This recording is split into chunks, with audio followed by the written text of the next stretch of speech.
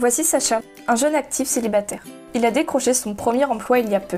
Il débute avec un salaire correct, mais dans les yeux de Sacha, c'est une toute autre vie qui s'annonce. Il va enfin pouvoir dépenser sans compter.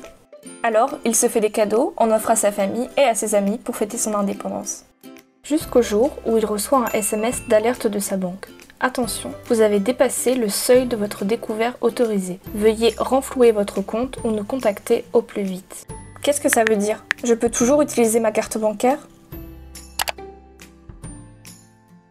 Si vous faites un achat sans avoir la somme suffisante sur votre compte, votre banque peut refuser l'opération ou bien l'autoriser. Mais dans ce cas, votre solde de compte deviendra négatif.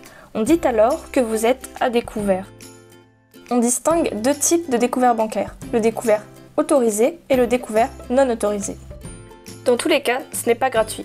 C'est un crédit que la banque accepte de vous accorder et que vous devez rembourser avec des intérêts que l'on appelle des agios.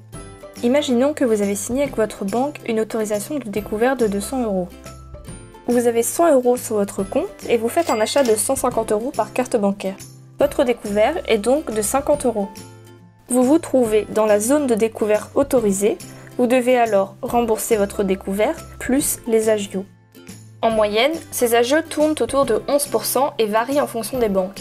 Ils seront encore plus importants si vous n'avez pas de découvert autorisé.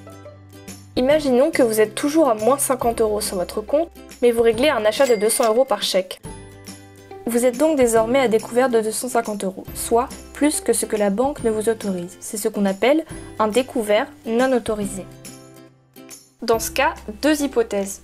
Votre chèque est accepté et vous devez rembourser votre découvert, plus des agios plus importants et variables selon les établissements, plus des frais d'intervention qui peuvent atteindre 80 € par mois. Votre chèque est rejeté et vous réglez également des frais de rejet de chèque qui peuvent s'élever jusqu'à 50 €.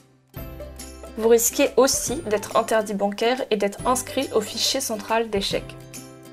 Ce qu'il faut retenir, c'est que le découvert n'est pas un droit. Il doit être accordé par la banque. Le découvert est assimilé à un crédit. Et même s'il est autorisé, ce n'est pas gratuit. Il engendre des frais. En zone non autorisée, des frais supplémentaires sont appliqués. Commission d'intervention, frais de rejet.